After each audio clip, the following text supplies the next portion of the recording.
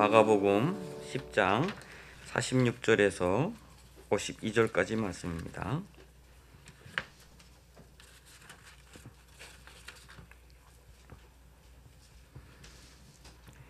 마가복음 10장 46절에서 52절까지의 말씀입니다. 한 절씩 교독하도록 하겠습니다. 그들이 여리고에 이르렀더니 예수께서 제자들과 허다한 무리와 함께 여리고에서 나가실 때에 디메도의 아들 맹인 거지 바디메오가 길가에 앉았다가 나사렛 예수이란 말을 듣고 소리질러 이르되 나를 불쌍히 여기소서 하거늘 많은 사람이 꾸짖어 잠잠하라 하되 그가 더욱 크게 소리질러 이르되 다윗의 자손이여 나를 불쌍히 여기소서 하는지라.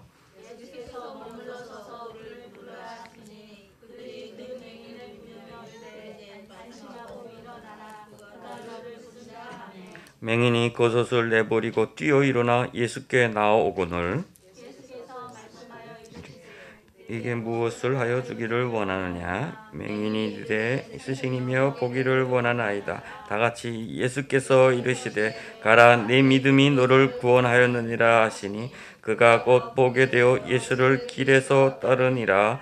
아멘. 오늘은 우리 김의혁 목사님께서 말씀을 전해 주시겠습니다. 우리 목사님은 제가 한 9년 전에 대한민국에 올 때에 하나원의 목사님이셨습니다. 하나원에서 이제 말씀을 가르치셨고 지금은 숭실 기독교 통일 지도자학과에서 교수로 재직 중이십니다. 오늘 말씀을 전하실 때에 큰 은혜 받으시기를 원합니다. 제목은 길에서 예수를 길에서 따르다입니다.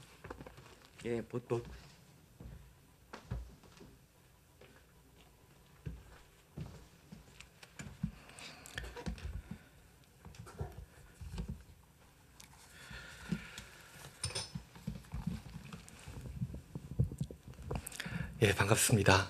오늘 여러분과 함께 같이 예배드리게 되어서 너무나 기쁘고 감사합니다. 조금 전에 말씀해 주셨지만 한 10년 전쯤에 제가 남자 하나원 담당하고 있을 때 우리 김건능 목사님께서 그때 오셨고 그때 만나게 되었고요.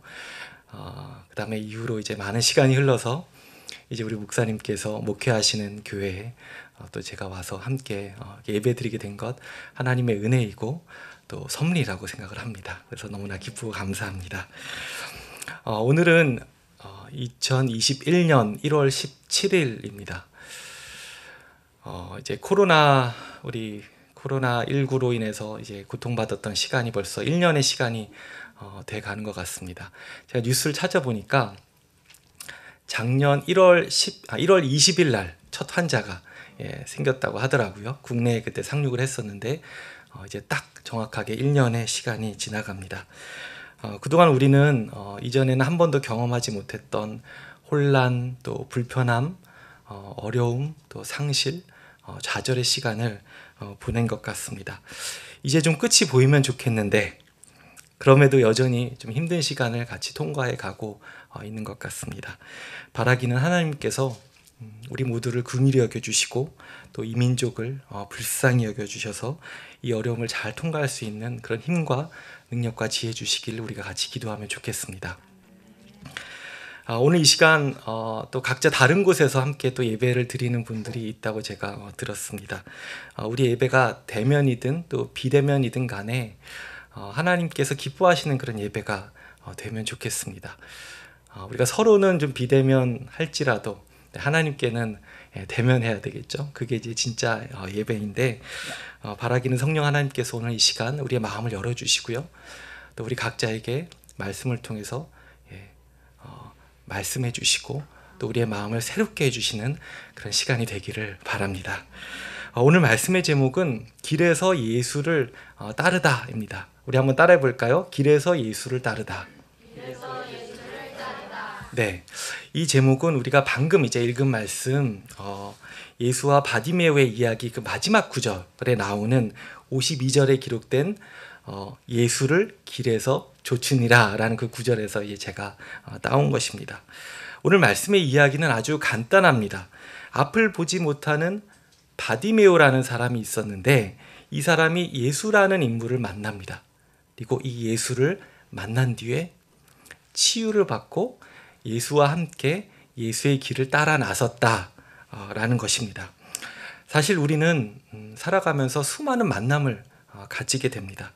여러분은 어제 하루 동안 어떤 만남을 가지셨습니까? 한번 좀 이렇게 돌아보시겠어요? 내가 어떤 사람들을 만났나? 우리의 가족일 수도 있고요. 또 우리의 친구일 수도 있고, 또 식당 종업원일 수도 있고, 또 뭐 편의점의 알바생일 수도 있을 것 같습니다. 그런데 우리 인생에 많은 만남이 있는데 그 모든 만남이 다 동일한 만남은 아닌 것 같아요. 우리가 길을 가면서 스쳐 지나가는 만남들도 있지만 그 만남과는 다른 질적으로 특별한 만남들도 우리 안에 있습니다. 내가 가장 친한 친구와의 만남, 또 내가 사랑하는 남편 혹은 아내와의 만남, 우리 김건우 목사님처럼 내가 존경하고 좋아하는 한 목사님과의 만남, 이제 이런 만남들이 있을 겁니다.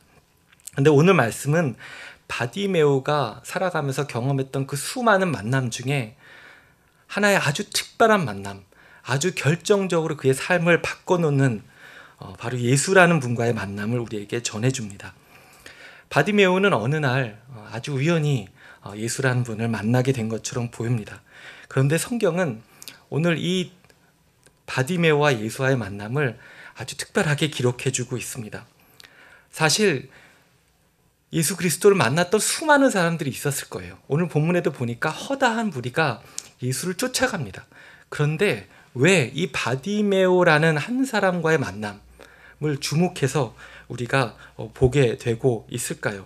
왜 바디메오와의 만남은 많은 사람들에게 기억이 되고 또 그 다음 사람들에게 계속해서 전해지고 오늘날 우리에게까지 오게 되었을까요? 왜 이 바디메오와 예수님의 만남은 성경에 기록이 되고 또 이 시간 우리에게 이렇게 들려지고 있는 것일까요? 오늘 이 시간에는 바디메오와 예수, 또 예수와 바디메오의 만남을 통해서 우리 살아계신 하나님께서 주시는 메시지를 같이 듣기 원합니다.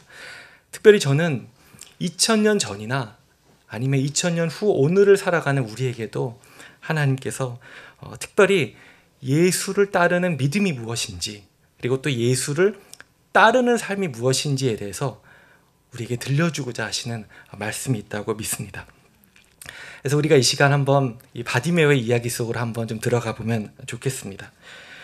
오늘 말씀의 주인공인 바디메오는 이제 특별히 이 만남은 여리고라는 지역에서 있게 됩니다. 여리고는 이 갈릴리에서부터 요단강이 쭉 내려오면 그 하류에 위치한 도시였습니다. 특별히 여리고는 예루살렘을 가려는 사람들이 이렇게 거쳐가게 되는 그런 도시였습니다. 그래서 마가복음에 의하면 보면 예수께서는 갈릴리를 출발해서 예루살렘으로 가고 계십니다. 그런데 지금 여리고까지 도착하신 겁니다. 그러니까 여리고까지 도착하셨다는 말은 이제 거의 목적지까지 많이 오셨다는 거예요. 예루살렘 가까이 오신 겁니다. 여러분이 잘 아시는 대로 예루살렘에 가면 어떤 일이 일어나죠? 예수께서 순환을 받으시고 십자가에 못 박혀 죽으시는 그런 이야기들이 이제 나타나게 됩니다. 그러니까 예루살렘을 앞두고 여리고까지 오신 예수께서 이제 마지막 치유 사건이에요. 마가복음에 보면 이 마지막 치유 사건이 오늘 일어나게 됩니다. 근데 오늘 말씀에서 이 바디메오라는 사람은 어떤 사람이었을까요? 바라는 말이 뭐냐면 아들이거든요. 그러니까 디메오의 아들 바디메오, 이렇게 우리가 이해할 수가 있습니다. 이 사람은 여리고에 살고 있었습니다. 그런데 무엇보다도 이 사람은 앞을 보지 못하는 시각 장애인이었습니다. 아마 평생 앞을 보지 못했을 거예요.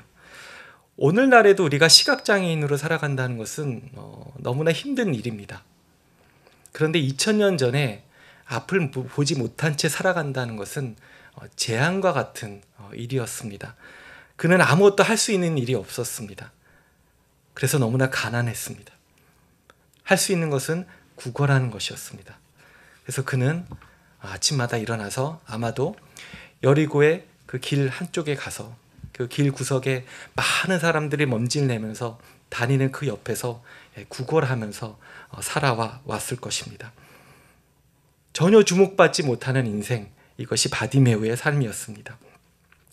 이런 바디메오의 그 구걸 인생에 아주 특별한 대목이 찾아왔습니다. 바로 유월절이었습니다. 유월절에는 많은 순례객들이 예루살렘을 향해서 갑니다. 유월절에는 또 사람들을 구제하게끔 하는 유대 전통이 있었습니다. 바디메오는 아마 기대하면서 기다리고 있었을 것입니다. 이때 그에게 나사렛 예수에 대한 소문이 들려오기 시작합니다. 예수라는 사람이 나사렛에 나타났는데 그가 하나님 나라를 전하더라. 그가 아픈 사람을 치유하더라. 그가 죄인들과 함께 하더라. 이런 소문을 듣기 시작합니다.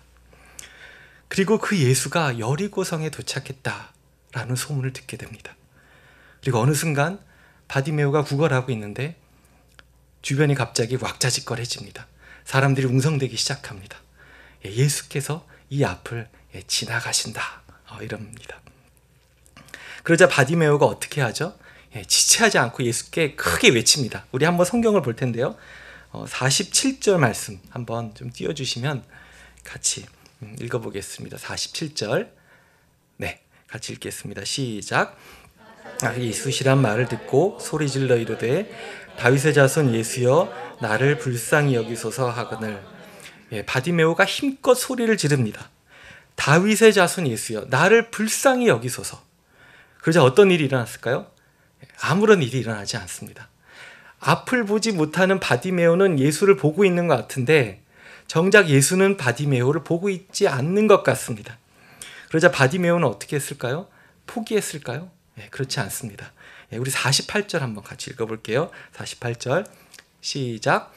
많은 사람이 꾸짖어 잠잠하라 하되 그가 더욱 크게 소리질러 이르되 다윗의 자손이여 나를 불쌍히 여기소서. 바디메오가 더욱 소리 크게 외칩니다. 그러자 길을 가던 예수께서 멈춰 서십니다. 그리고 자신의 이름을 외친 사람을 불러오라고 합니다.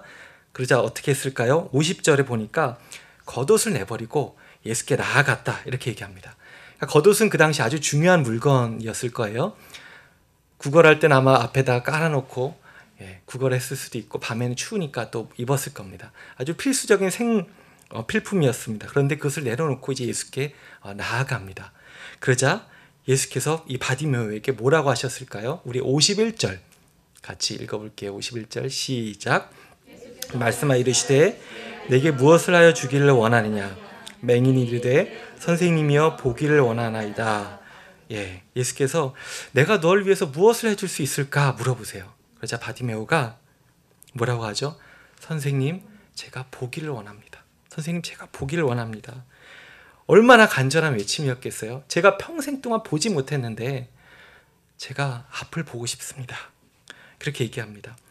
바디메오는 자기 인생에 자기 삶에 있어서 가장 중요하고 본질적인 문제를 예수 앞에 내어놓습니다. 너무나 오랫동안 간절해왔지만 어떻게 보면 변화가 없기 때문에 이제는 포기하고 이제는 더 이상 생각하지 않았던 그 문제이지만 예수 앞에서 다시 한번 그 문제를 내어놓습니다. 그리고 고쳐달라고 간구합니다. 그러자 어쩐 일이 일어났을까요? 우리 52절 말씀 한번 같이 보겠습니다. 시작. 시대 가라 내 믿음이 너를 구원하였느니라 하시니 그가 곧 보게 되어 예수를 길에서 따르니라. 예수께서 응답하십니다. 내 믿음이 너를 구원했다. 이게 무슨 말입니까? 네 믿음대로 되었다라고 하는 겁니다. 치유를 선포하십니다. 그리고 시력이 회복이 되어서 바디메오가 앞을 보게 되는 기적적인 치유 사건이 일어납니다. 그리고 그 다음에 어떻게 합니까? 바디메오가 그 길로 예수를 따라 나섰다. 이렇게 기록하고 있습니다. 그런데요, 여러분, 저는 오늘 이 시간 여러분과 함께 같이 고민하기 원하고 좀 묵상하기 원하는 두 가지 중요한 질문이 있다고 믿습니다. 예수님께서는 내 믿음이 너를 구원했다고 말씀하셨는데 예수께서는 바디메오의 믿음의 어떤 부분을 보신 것일까? 같이 한번 좀 돌아보길 원합니다. 또 두 번째로 바디메오의 이 이야기는 사실 조금 더 크게 보면 예루살렘의 십자가 죽음이 기다리는 그곳을 향해서 뚜벅뚜벅 걸어가시는 예수의 더 큰 이야기의 맥락 가운데 이 바디메오의 이야기의 맥락은 무엇을 의미하고 있는 것일까? 그래서 오늘 이 시간에는 이 두 가지에 대한 메시지를 여러분과 함께 같이 나누고 싶습니다. 첫째로 오늘 말씀에서 바디메오의 믿음은 절망과 한계 상황 속에서도 예수를 선택하는 믿음이었습니다. 바디메오의 믿음은요, 어렵고 힘든 상황 속에서 그것을 뚫고 예수 앞에 나아가는 것입니다. 그리고 붙잡는 믿음입니다. 그러니까 우리가 간단하게 표현하면 용기 있는 믿음이에요. 용기 있는 믿음. 사실 바디메오의 인생은 자기 자신이 주도하는 인생이 아니었습니다. 늘 남의 손에 끌려서 다녔던 사람입니다. 인생의 바닥에서 내가 할 수 있는 것이 아무것도 없다라고 생각했던 사람, 너무나 처절하게 자신의 한계를 경험했던 사람, 내 인생에 내가 할 수 있는 것이 아무것도 없구나, 이것을 경험한 사람이었습니다. 그런데 여러분, 예수를 믿는다는 것은 이런 나의 한계, 나의 무기력함에 대한 근본적인 고백, 근본적인 탄식이 있어야 우리가 예수를 믿을 수 있게 됩니다. 그것이 없으면 불가능합니다. 우리가 이렇게 한번 생각해 보면 좋겠어요. 내가 예수를 믿는다, 이 말은 곧 예수 그리스도를 나의 주님으로 믿는다라는 고백입니다. 이 말은 거꾸로 말해서 이제는 내가 더 이상 나를 믿지 않겠다는 거예요. 다시 말해서 내가 예수를 믿겠다는 것은 내가 더 이상 나의 욕심과 나의 욕망과 내 방식대로 예수를 하나의 액세서리, 칠했거리로 덧붙인다는 것이 아니라 나는 망가진 존재입니다. 나는 뼛속까지 죄인입니다. 주님, 내가 할 수 있는 것은 아무것도 없습니다라는 그 탄식 위에서 이제 예수를 따르겠다라고 고백하는 겁니다. 저에게 예수가 필요합니다. 저에게 당신이 필요합니다. 더 이상 내 방식대로가 아니라 예수의 방식대로, 나의 힘이 아닌 예수의 힘을 의지해서 내가 살아가겠다. 이것이 우리가 예수 믿는다라고 했을 때 그 고백이 의미하는 것입니다. 그런 측면에서 우리가 성경을 같이 이제 보잖아요. 성경을 읽는다는 것은 내가 틀렸다는 고백입니다. 내가 진단하는 내 모습이 아니라 성경, 나를 향한 성경의 진단이 더 정확하다고 인정하는 것입니다. 그래야 우리가 성경을 보는 것이고요. 성경을 읽을 때 변화가 일어나기 시작하는 겁니다. 그런데 우리는 많은 경우에 그런 근본적인 인정 없이 적당하게 예수 믿으면서 살아가려고 할 때가 너무나 많습니다. 내가 이 정도면 괜찮지, 나 이만하면 잘 살 수 있어 라고 착각하면서 살아갑니다. 예전에 제가 어떤 그 인터넷 뉴스 기사를 이렇게 보게 되었는데, 그러면서 이제 남자와 여자의 차이점에 대해서 좀 비교하는 좀 그냥 재미있는 글이 있더라고요. 그 중에 제가 하나를 보다가 이제 정말 인정할 수밖에 없었던 한 가지 좀 웃게 됐던 것이 있는데, 그게 뭐냐면 여자들과 달리 남자들은 이제 샤워를 하고 나서 그 목욕탕에 이제 큰 거울 앞에서 벗은 자신의 이제 몸과 얼굴을 보게 되면 다 하나같이 똑같은 생각을 한다는 겁니다. 뭘까요? 네. 남자들은요, 자기 벗은 몸을 보면서 이놈 참 잘생겼네. 이만하면 괜찮다 라는 생각을 한다는 겁니다. 여성분들은 거의 안 그러는데 남자들은 그런다는 거예요. 우리 여성 동지들은 경악할 만한 그런 건데, 근데 문제는요, 우리가 하나님 앞에서 살아가면서도 이렇게 착각할 때가 있다는 것입니다. 내가 이만하면 괜찮지, 내가 이만하면 훌륭하지 라고 생각합니다. 지금 이 정도면 뭐 남한테 내가 꿀리지 않을 정도로 살아왔고, 또 가끔 좋은 일도 하고 이 정도면 괜찮은 거지. 근데 이게 누구의 진단일까요? 나의 진단인 거예요. 나의 진단. 근데 만약에 여러분이 병원에 가서도 그렇게 말씀하시겠습니까? 의사는 내가 중병에 걸렸다고 하는데 나보러 하루빨리 수술을 받아야 된다고 얘기를 하는데, 내가 나의 자가 진단으로 아니 나 괜찮다고, 나 아무렇지도 않다고 이렇게 하시겠습니까? 그러면 안 되죠. 의사가 병에 걸렸다고 하면 의사에게 내 병명이 무엇인지, 내 몸이 어디가 아픈 것인지, 내가 무슨 약을 먹어야 하는지, 음식 조절 어떻게 해야 되는지 그렇게 물어봐야 되지 않겠습니까? 마찬가지입니다.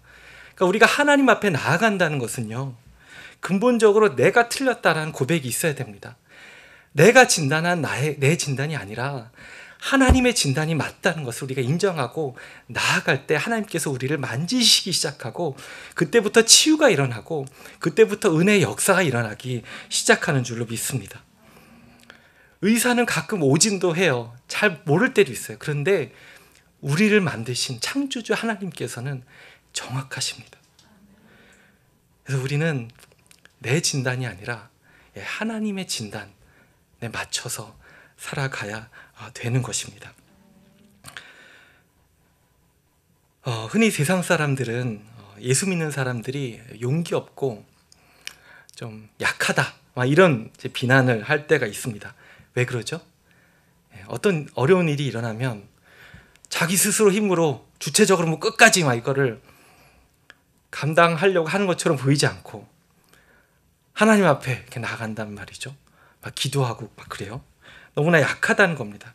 근데 정말 그게 약한 모습일까요? 그렇지 않습니다. 제가 보니까 정말 하나님을 제대로 믿는 사람들은 더 용기 있는 사람입니다. 나의 한계, 내 현실을 더 정직하게 그 극단까지 밀어붙여서 나에게는 답이 없구나, 내 안에는 소망이 없구나를 정직하게 직면한 사람, 용기를 갖고 그것을 본 사람만이 내 안에서 답을 찾으려고 하는 것이 아니라 하나님 앞에 나아가는 것입니다. 오히려 용기 없는 사람들이 적당히 그냥 난 다 괜찮아 이러면서 살아가는 겁니다. 나는 병이 걸려서 죽어가는데 나 괜찮다고, 그게 용기가 아니라요, 내가 아프다는 것을 인정하고 그 병을 직면해서 그것을 넘어가려고 하는 사람이 용기가 있는 거죠. 그런 면에서 하나님을 믿는 사람들이야말로 참된 용기를 가진 사람이라고 생각을 합니다. 그래서 여러분, 우리는 근본적으로 바디메오와 다르지 않은 존재입니다. 우리가 아무리 좋은 직장을 갖고 또 아무리 좋은 차를 갖고 나름 괜찮아 보여도 우리는 여전히 누구나 다 예수가 필요합니다. 하나님이 필요합니다. 살아가면서 우리는 자주 영적인 소경이 되기도 합니다. 눈앞에 닥친 문제에 너무 집중한 나머지 내 삶의 가장 중요한 문제를 보지 못하는데, 그래서 하나님에 대한 시야를 우리가 잃어버릴 때가 있습니다. 기도하는 것을 잃어버립니다. 그런데 오늘 바디메오를 보니까 바디메오는 자기 삶의 가장 중요한 순간에서 누구 앞에 나가야 되는지를 알았던 거예요. 누구 앞에 내가 붙잡고 누구를 외쳐야 되는가 알았다는 겁니다. 그래서 꽉 붙잡습니다. 이게 바디메오의 믿음이었던 것입니다. 예전에 어떤 목사님의 책을 보니까 이런 짤막한 문장이 있었습니다. 불만을 나에게 말하면 낙심이 되고, 불만을 남에게 말하면 비난이 되고, 불만을 신에게 말하면 기도가 됩니다. 다시요. 불만을 나에게 말하면 낙심이 되고, 남에게 말하면 비난이 되고, 신에게 말하면, 하나님에게 말하면 기도가 됩니다. 맞습니다. 우리가 예수를 붙잡는 믿음은 어떤 문제가 생겼을 때 그 문제를 갖고 나 혼자 스스로 씨름하기 이전에 먼저 주님 앞에 나아가서 그분께 기도하는 것, 그것이 믿음입니다.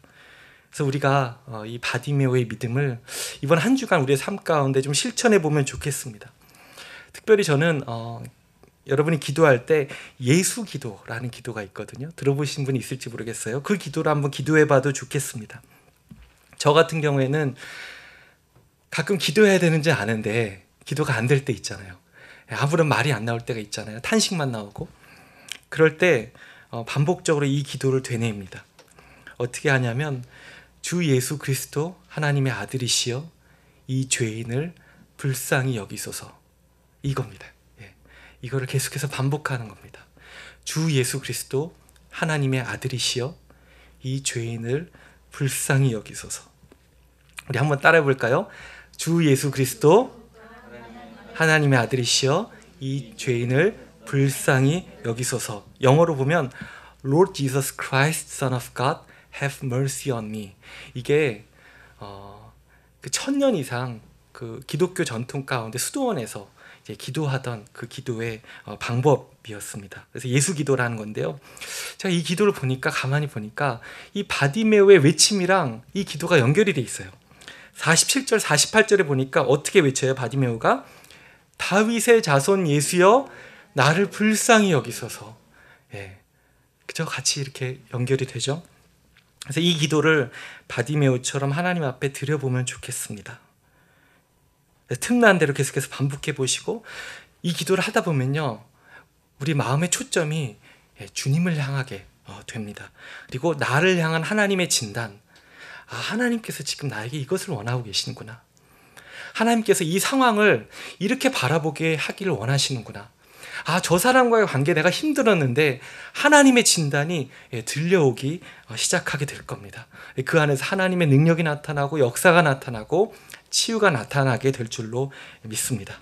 그래서 바디메오처럼 간절하게 예수의 이름을 부르며 나아가는 여러분 되시기를 축복합니다. 네, 둘째로 오늘 말씀은 예수를 따르는 삶이 무엇인지를 가르쳐 줍니다. 예수를 따르는 삶이란 간단히 말해서 예수를 나의 이야기에 끼워 맞추는 것이 아니라 나를 예수의 이야기에 맞추는 것입니다. 이게 무슨 말일까요? 우리는 예수를 믿는다고 하지만 예수를 우리 중심적으로 바라볼 때가 많습니다. 그러니까 하나님의 그 큰 이야기의 맥락 가운데 예수께서 어떤 일을 해나가고 계셨는지, 그 길을 걸어가고 계시는 그 예수의 심정이 무엇이었는지 우리가 주의 깊게 보지 않을 때가 많습니다. 그냥 우리는 예수를 믿는다고 하지만 내가 보고 싶은 것, 내가 듣고 싶은 것만 그렇게 듣습니다. 그래서 예수를 그냥 죽을 때 천국 가게 해주시는 분, 내가 위급할 때 도와주시는 분으로만 생각하죠. 그런데 이런 모습은요, 우리가 예수를 믿는 믿음일 수는 있어도 예수를 따르는 삶에 이르지는 못합니다. 성경은 근데 이 문제가 비단 우리만의 문제가 아니라고 얘기를 해요. 오랜 시간 동안 예수를 따르던 제자들도 마찬가지였습니다. 그래서 오늘 그 바디메오의 이야기 바로 앞부분에 있는 성경 이야기가 있는데 우리 한번 같이 볼 텐데요. 마가복음 10장 35절부터 37절 성경책으로 보셔도 되고 또 화면으로 보셔도 되겠습니다. 우리 한번 같이 읽어보겠습니다. 세베대의 아들 야고보와 요한이 주께 나와 여짜오되 선생님이여 무엇이든지 우리가 구하는 바를 우리에게 하여 주시기를 원하옵나이다. 이르시되 너희에게 무엇을 하여 주기를 원하느냐. 여짜오되 주의 영광 중에서 우리를 하나는 주의 우편에 하나는 좌편에 앉게 하여 주옵소서. 여기 보면 예수와 또 제자 일행이 예루살렘에 점점 가까워지니까 제자 중에 야고보와 요한이 예수께 말합니다. 선생님, 저에게 한 가지 요청이 있습니다. 예수께서 말씀하시죠. 너희에게 무엇을 하여 주기를 원하느냐. 36절에. 그랬더니 이 질문이 예수께서 말씀하신 이 질문이 바디메오에게 했던 거랑 똑같아요. 바디메오가 이렇게 나왔을 때 예수께서 내게 무엇을 하여 주기를 원하느냐 이렇게 말씀하시거든요. 근데 똑같이 제자들한테도 이 질문을 하세요. 이렇게 물어보니까 바디메오 같은 경우에는 내가 보기를 원합니다 이렇게 대답을 했는데 제자들은 여기서 뭐라고 얘기하냐면 인사청탁을 해요. 인사청탁. 예수께서 왕권을 쟁취하시게 되면 저희도 핵심 요직에 좀 앉혀달라고 이렇게 얘기하고 있는 겁니다. 그러니까 권력과 명예를 좀 누려보겠다는 거죠. 그랬더니 다른 제자들의 반응이 어때요? 잘 아시죠? 네, 분개했다고, 이렇게 화를 냈다고 이렇게 얘기를 합니다. 41절에 화를 냈다 얘기합니다. 왜 그랬을까요?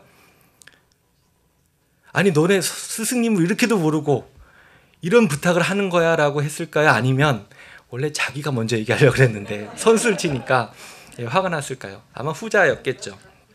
그러니까 저는 이 예수를 따르던 그 제자들 안에서도 은밀하게 공유되는 암묵적인 욕망이 있었다고 생각을 해요. 몸으로는 예수를 따르고 있었지만 그들 마음 가운데는 마음의 욕망과 야망과 그런 어떤 자기 생각들이 자리 잡고 있었고 이 욕망이 계속해서 더 커지고 있었던 그런 상황이었던 겁니다. 근데 우리도 예수를 따른다고 하지만 이 제자들과 다르지 않을 때가 참 많습니다. 예수를 믿는다고 하지만 여전히 내 방식과 내 욕심과 내 뜻대로만 살아갈 때가 참 많습니다. 이게 뭐냐면 예수를 나의 이야기, 내 삶의 이야기 안에 끼워 맞추는 것입니다. 그런데 예수께서는요, 그 반대를 말씀하세요. 우리 성경의 43절, 44절 한번 같이 읽어보겠습니다. 시작. 너희 중에는 누구든지 크고자 하는 자는 너희 중에 누구든지 으뜸이 되고자 하는 자는 모든 사람의 종이 되어야 하리라. 예수의 방식은 다르다는 겁니다. 높아지고자 하는 사람은 낮아져야 되고 으뜸이 되고자 하는 사람은 종이 되어야 된다는 말씀입니다. 그러니까 나의 욕심과 나의 생각을 갖고 예수를 따라서는 안 된다는 겁니다. 그분의 길은 전혀 반대인 거예요. 다른 거예요. 그래서 45절 이제 아주 유명한 말씀을 하세요. 우리 45절까지 한번 같이 읽겠습니다. 인자가 온 것은 섬김을 받으려 함이 아니라 도리어 섬기려 하고 자기 목숨을 많은 사람의 대속물로 주려 함이니라. 예수의 사명 선언문입니다. 예수는 섬김을 받으려고 이 땅에 오신 것이 아니라 오히려 많은 사람을 살리기 위해서 대신 죽기 위해서 오셨다. 이것이 바로 우리 예수 그리스도의 이야기입니다. 이 예수의 이야기는요, 더 큰 이야기 가운데 놓여져 있어요. 창세기의 첫 창조로부터 요한계시록의 그 마지막 새 창조, 새 하늘과 새 땅이 일어난 그 새 창조에 이르는 하나님의 그 구원 역사, 하나님의 그 놀라운 선교의 역사 가운데 있다 있는 것입니다. 하나님은 죄로 망가진 이 세상을 고치기 위해서 일하고 계시고, 예수께서는 바로 그 하나님의 그 이야기 가운데 참여하시면서 이 땅 가운데 오신 겁니다. 그리고 가장 낮고 또 가장 겸손한 모습으로 이 길을 걸어가셨습니다. 그래서 죄와 죽음과 욕망이 지배하는 이 세상 가운데 사랑과 화평과 하나님의 선한 통치를 들여오고자 하신 것이 바로 예수 그리스도의 삶이었습니다. 그리고 마지막에는 십자가가 놓여 있는 것을 알았지만 뚜벅 그 길을 우리 예수님께서는 가셨습니다. 오늘 말씀에 보니까 바디메오는 마지막에 이 예수의 길에 함께하기로 결정합니다. 52절에 보니까 그가 곧 보게 되어 예수를 길에서 따르니라. 사실 바디메오가 이제 볼일 다 봤잖아요. 이제 치유됐으니까 가도 되거든요. 예수께서도 가라 하셨어요. 그런데 바디메오는 가지 않고 예수를 쫓아가기로 합니다. 바디메오가 참 귀한 것 같아요. 자기 이야기 안에 예수를 끼워 맞추는 것이 아니라 예수의 이야기 안에 자신의 삶을 드렸던 겁니다. 내 문제 해결되는 것으로 끝나지 않고요. 정말 하나님의 마음이 어디 있는지, 예수 그리스도의 마음이 어디 있는지를 바라보고 거기에 자신의 삶을 드린 겁니다. 우리에게도 그게 필요한 것 같아요. 예수께서 우리가 필요하죠. 예수 그리스도가 필요하고 기도합니다. 내 문제도 해결해 주시길 간구합니다. 근데 거기서 멈추는 것이 아니라 정말 하나님의 심정, 하나님의 마음이 어디 있는지, 그리고 예수께서는 어떻게 그 길을 가셨는지 우리가 바라보고 함께 걸어가는 것, 그 길을 따라 나서는 것, 그것이 바로 믿음 그리고 제자의 삶인 줄로 믿습니다. 사랑하는 여러분, 저는 여러분이 예수를 잘 믿을 뿐만 아니라 또 예수의 길을 따르는 믿음의 사람들이 되시기를 바랍니다. 하나님의 마음이 무엇이었는지, 그리고 우리 각자를 향한 하나님의 뜻이 무엇인지 분별하고 또 과감하게 순종하는 여러분이 되기를 바랍니다. 오늘 바디메오가 따라 나섰던 것처럼 우리의 그런 삶이 되면 좋겠습니다. 제가 말씀을 정리하겠습니다. 어쩌면 바디메오의 이름이 이렇게 상세하게 등장하고 또 그 이야기가 성경에 언급되었다는 것은 어쩌면 아마도 이 바디메오가 초대교회의 교회 지도자가 되지 않았을까라고 우리가 추측해 볼 수 있습니다. 마가복음을 처음 듣던 그 초대교회 성도들은 알았을 거예요. 야, 너 바디메오 장로님 알지? 바디메오 장로님이 처음에 어떻게 예수 믿게 됐는지 알아? 바로 여리고성에서 그때 치유함을 받고 이렇게 되셨대. 이렇게 아마 초대교회 성도들은 이야기했을 것입니다. 우리는 어떻습니까? 우리는 어떻게 살아가야 될까요? 우리도 바디메오처럼 우리 삶의 여러 가지 어려움과 한계와 역경 가운데서도 과감하게 예수께 나아가야 될 줄로 믿습니다. 특별히 우리 안에 있는, 여러분 안에 있는 가장 깊은 탄식과 절망이 무엇입니까? 그 탄식과 절망을 예수 앞에 내어놓을 수 있기를 바랍니다. 바로 그 순간 예수께서는 우리 마음을 만져주시고 우리의 기도와 우리의 간구 가운데 응답해 주실 줄로 믿습니다. 아까 제가 말씀드렸던 것처럼 이번 한 주간 특별히 우리가 기도하며 지내면 좋겠습니다. 주 예수 그리스도 하나님의 아들이시여 이 죄인을 불쌍히 여기소서. 이 기도를 하면서 여러분이 어떤 사람을 만날 때, 어떤 결정을 해야 될 때 이 기도를 하면서 여러분이 나아가면 좋겠습니다. 그래서 여러분의 삶에 그 주인이 정말로 하나님이신 것을 확인하면서 내 진단이 아니라 하나님의 진단에 의지해서 여러분의 삶을 한번 살아보시면 좋겠습니다. 특별히 그때 우리가 내려놔야 될 한 가지가 있는데 겉옷입니다. 바디메오에게 있는 겉옷, 자존심. 내려놓고 주님을 붙잡으십시오. 또 마지막으로 온 세상을 고치시고 회복해 가시는 그 하나님의 더 큰 이야기를 사모하십시오. 이 땅을 고쳐 가시는 그 하나님의 일하심이 어떤 것인지, 내 삶을 넘어서 우리 교회 공동체, 우리 이웃들, 이 민족, 온 열방 가운데 하나님께서 어떻게 일하고 계시는지 여러분이 관심을 갖고 귀를 기울이시고 하나님, 그 하나님의 일 가운데, 하나님의 그 구원 역사 가운데 나를 사용해 주세요. 나를 불러주세요. 제가 함께 하겠습니다. 제가 따라가겠습니다. 그렇게 고백하는 여러분 되시기를 축복합니다. 특별히 이 논현동의 인천 우리 한나라 은혜교회를 하나님께서 세우신 하나님의 목적과 특별한 의도가 있을 거라고 믿습니다. 그래서 이 공동체를 통해서 믿음의 사람들이 더욱더 생겨났으면 좋겠고요. 또 예수 그리스도의 제자들이 세워지면 좋겠습니다. 그래서 하나님의 그 복이 우리의 이웃들 가운데, 우리 이 지역사회 가운데, 이 민족 가운데, 또 나아가 저 북녘 땅 가운데 흘려보내는 그런 귀한 믿음의 공동체, 영적 공동체, 믿음의 용사들 다 되시기를 축복합니다.